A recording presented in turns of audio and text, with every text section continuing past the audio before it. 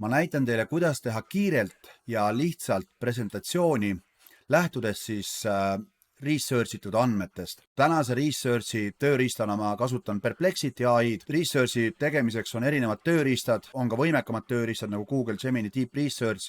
Selle kohta videolingi ma panen teile alla videokirjeldusse. Võtame siis mingisuguse teema, igal teemal, millest te tahate teada või millest te näiteks ka hea olete, tahate kiirelt presentatsiooni teha, et seda kuskil ette kanda, siis igal teemal saab väga kiirelt ja lihtsalt kasutades siis AI tööriistasid nagu Perplexity, Gamma, ChatGPT, Napkin, erinevad võimalused erinevate eesmärkide jaoks.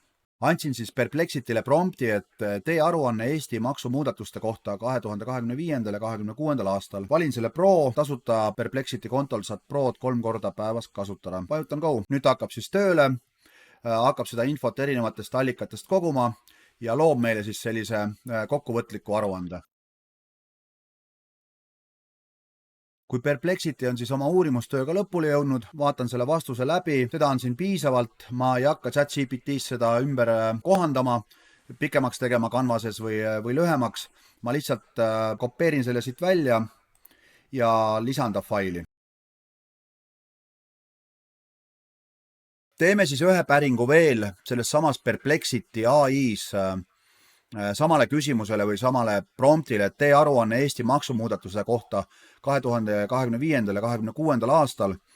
Aga nüüd, kui me valime Pro, siis valime näiteks siit Reasoning with R1 ehk siis DeepSeek mudeli ja vaatame, kas ta teeb paremini, kui ta tegi eelmise researchi.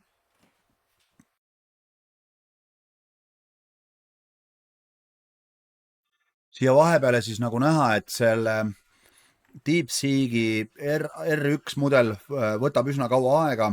Ta leiab erinevaid andmeid ja siis ta vaidleb iseendaga, et ütleb, et mõned numbrid ei sobi, et üks number näitab miinimumpalgaks ühte numbrit ja teine number näitab palju suuremat numbrit, et kumb siis ikkagi õige on. Ja siis ta kontrollib iseenda tööd üle, paneb loogikat paika ja siis proovib anda võimalikult täpse vastuse. Vaatame, mis ta siis kokku meile kirjutab.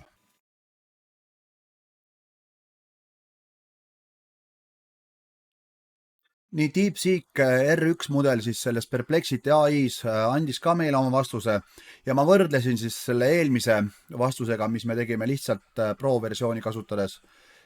Ja ma ei ütleks, et erilist vahet on väike struktuuri vahe, et ühes kohas on niisugust nimekirjana asju rohkem pandud ja teises kohas on rohkem tekstina või tekstilõikudena välja kirjutatud. See nüüd ei tähenda seda, et kui me teeme korraliku researchi deepseek.com lehe peal ja kasutame R1 mudelit, et me ei saaks sealt paremat tulemust. Oma slaidishows siis kasutame ikkagi esialgset tavalist Pro mudeli võimekust siit Perplexity AI-s. Peale seda, kui ma olen siis salvestanud selle sisu Word dokumenti, lähen ma sellise tööriista juurde nagu Gamma.app ja laen siis selle Word dokumendi siia ülesse. Gamma nüüd võtab mul selle info vastu ja küsib minu käest, mis ma teha soovin, kas presentatsiooni, veebilehte, dokumenti või sotsiaalsete kanalite jaoks. Praegu me teeme presentatsiooni. Vajutan continue ehk siis jätka. Ta annab siin erinevad võimalused. Gamma kohta ma teen täitsa eraldi video, et ma siia pikalt ei peatu. Kuna mul on tasuline konto ehk $8 kuus, siis mina saan valida selle preserve ehk siis ta säilitaks võimalikult palju originaalset informatsiooni. Ise ma neid presentatsiooni kaarte siit jagama ei hakka, seda saab ka manuaalselt teha. Ma lasen tal siis lihtsalt tema enda tunde järgi need kaardid või need slaidid luua. Siit me saame valida siis, milline see presentatsioon meil välja võiks näha. Võtame professionaalse, no kasutame seda tumedat näiteks ja vajutame Generate. Nüüd ta hakkab siis seda presentatsiooni mul looma ja me näeme ka visuaalselt, mida ta siis teeb. Ja samuti vasakul pool siis näeme neid erinevaid kaarde ehk siis neid slaide, mida ta loob. Kõik elemendid selles presentatsioonis on muudetavad ehk siis me saame teksti muuta, me saame linke panna siia juurde, me saame nuppe panna, mis siit välja viivad, pilte muuta kas AI abil või siis oma pilte üles laadida.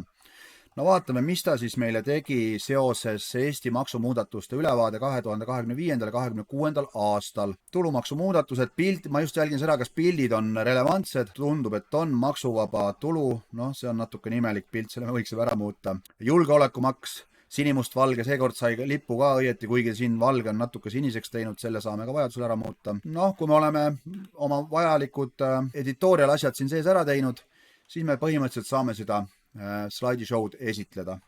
Ja ta näeb välja ta siis selline. Hästi kiire ja lihtne viis, kuidas siis luua slaidishow'd või esitlust ükstapuha mis teemal. Olgu see Eesti Vabariigi maksumuudatused, olgu see ka mõni koolitus, mis teile huvi pakub, näiteks teatud tüüpi koolitusel, kas või need samad maksumuudatused Eestis. Kui ma lähen, võtan ükstapuha milliselt koolitusettevõttelt selle koolituse sisu või koolituse päevakava ja teen siis deep research'i või teen research'i kuskil suuremas tööriistas näiteks või suurema võimsama tööriistaga, näiteks Google Gemini Deep Research. Muidugi nüüd on ka see DeepSeek, ma ei tea, kui võimekas ta veel on, ma pole jõudnud täies mahus testida. Ja siis ma põhimõtteliselt kogu selle sisu saan tuua siia slaidi esitlusse. Selle asemel, et ma lähen ostan selle koolituse, ma võtan selle koolituse päevakava ja lasen endale need slaidid luua. See toimib ainult siis, kui koolituses on hästi siuksed staatilised andmed, et kui koolitaja räägib sinna juurde oma kogemusi, nippe ja trikke, siis sellisel puhul ma peaksin ikkagi sinna koolitusele minema.